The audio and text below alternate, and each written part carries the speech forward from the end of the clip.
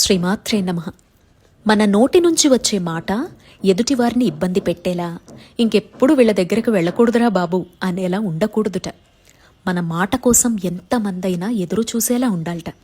మరి కనుసైగతో శాసించే జగన్మాత నోరు తెరిస్తే ఆ సువాసనకు పరిమళభరిత పుష్పాలు కూడా తలవంచుకుంటాయిట.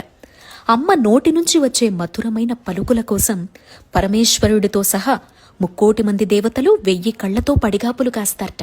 అటువంటి సుగుణాలతో కూడుకున్న సుమధుర పలుకులు మన నోటి నుంచి రావాలంటే శాస్త్రంలో ఒక సంప్రదాయ తాంబూలం చెప్పబడుతోంది.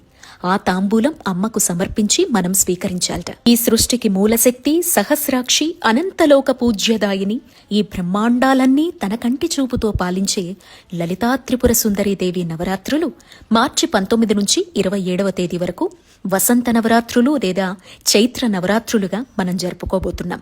అమ్మ ఆరాధనలో అత్యంత ముఖ్యమైంది ఈ తాంబూలం. తాంబూలం అనంగానే ఆకులు, పళ్ళు, వక్కలు, చిల్లర పైసలు పెట్టడం అనుకుంటాం మనం. కాదు, అమ్మ వేసుకునే తాంబూలం చాలా చాలా ప్రత్యేకంగా ఉంటుంది. ఆ విధానాన్ని నాకు తెలిసినంతలో మీతో పంచుకునే ప్రయత్నం చేస్తాను.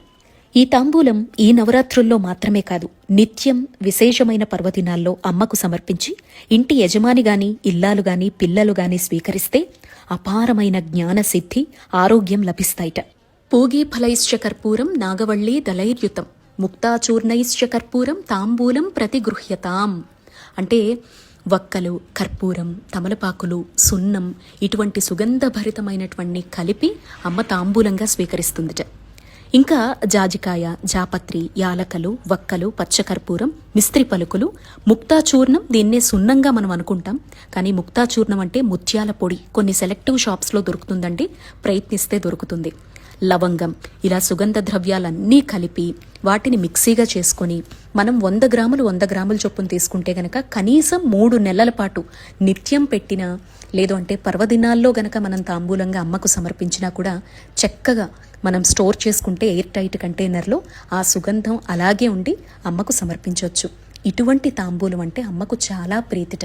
అలా అమ్మకు పెట్టినటువంటి తాంబూలం మనం స్వీకరిస్తే జ్ఞాన సిద్ధి కలుగుతుందిట, వాక్ చాతుర్యం పెరుగుతుందిట.